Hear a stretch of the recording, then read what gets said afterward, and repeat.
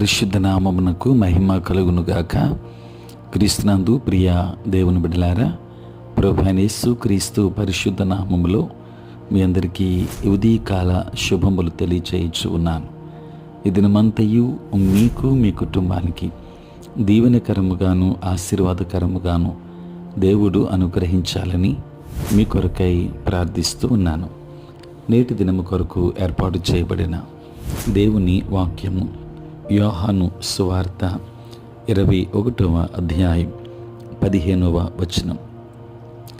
వారు భోజనము చేసిన తరువాత యేసు సీమోను పేతురును చూచి, యోహాను కుమారుడవైన సీమోను, వీరికంటే నీవు నన్ను ఎక్కువగా ప్రేమించుచున్నావా అని అడుగగా, అతడు, అవును ప్రభువా, నేను నిన్ను ప్రేమించుచున్నానని నీవే ఎరుగుదువని ఆయనతో చెప్పాను. యేసు, నా గొర్రె పిల్లలను మేపుమని అతనితో చెప్పాను. ప్రియులారా, నేటి దినము కొరకు ఏర్పాటు చేయబడిన ధ్యానాంశము అతి ప్రాముఖ్యమైన ప్రశ్న. ప్రియులారా, చదువుబడిన వాక్య భాగాన్ని మనం గమనిస్తే, తండ్రి వద్దకు ఆరోహణం కాకముందు ఇది శిష్యులతో యేసు గడిపిన చివరి సమయాల్లో ఒకటి. ప్రభు ఆరోహణము కాకముందు జరిగిన సంఘటన. మనుష్యుల చేతుల్లోకి దేవుని సమస్త ప్రణాళికను అప్పగించడానికి కొన్ని గంటలే ఉంది. యేసు సాధించిన ప్రతిదీ, ఇంకా సాధించవలసిన ప్రతిదీ త్వరలోనే వారి ఆధీనానికి అప్పగించబోతున్నాడు. అది ఎంతటి గొప్ప క్షణం ప్రియులారా! శిష్యులకు చెప్పడానికి ప్రభు అతి ప్రాముఖ్యముగా పరిగణించిన విషయాలేమిటి? ఆయన చివరి క్షణంలో ఇచ్చిన ఉపదేశం ఏమిటి? పేతురు ప్రేమను గురించి ప్రభువును ప్రశ్నించడం ఆశ్చర్యం. ప్రభు ఎవరో ఎరుగనని పేతురు 3 సార్లు ఉపేక్షించాడు. ఇప్పుడు పేతురు తనను ప్రేమిస్తున్నాడా అని యేసు 3 సార్లు అడిగాడు. దేవుని బిడ్డలారా, ప్రభు పట్లున్న ప్రేమనే మనకు అతి ప్రాముఖ్యమైన విషయం. మిగతా ప్రతిదీ దాని చుట్టే తిరుగుతుంది.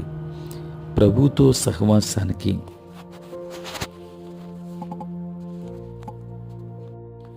సమయం లేనంతగా ఆయన సేవలో బిజీగా ఉండటం తేలికే.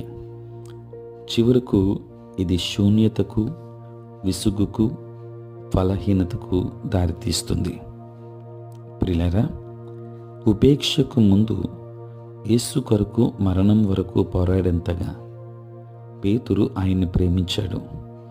లూకా సువార్త 22వ అధ్యాయం 33వ వచనం, యోహాను సువార్త 18వ అధ్యాయం 10వ వచనం. కానీ శ్రమించడం కంటే పోట్లాడటం తేలిక. పేతురు తనకంటే ఎక్కువగా ప్రభువును ప్రేమించలేదు. అందుకే, వీరికంటే ఎక్కువగా ప్రేమిస్తున్నావా అని అడిగాడు. పేతురు యేసును ప్రేమించిన దానికంటే ప్రజల అభిప్రాయాలకు ఎక్కువగా విలువ ఇచ్చాడు గనక ఆయన్ని ఉపేక్షించాడు. దేవుని బిడ్డలారా, మరెవరికంటే లేక మరి దేనికంటే ఎక్కువగా యేసును ప్రేమిస్తున్నావా? నీ జీవితంలో మరెవరికంటే మరి దేనికంటే ఎక్కువగా ఆయన ప్రేమిస్తున్నావనే నిశ్చయత నీకుండేలా ఈరోజు పేతురును అడిగిన ప్రశ్నని నిన్ను అడుగుతున్నాడు. దేవుని బిడ్డలారా, ఏ పరిస్థితిలోనైనా పనిచేసేది నీ పట్లున్న ఆయన ప్రేమ, ఆయన పట్లున్న నీ ప్రేమనే. కనుక ప్రభువును ప్రేమించేవారు ఉందాం, ప్రభు చేత ప్రేమించబడదాం, దేవుని ఆశీర్వాదాలు పొందుకుందాం. దేవుడు మిమ్మల్ని, మీ కుటుంబాన్ని దీవించును గాక. ఆమేన్. ప్రార్థన.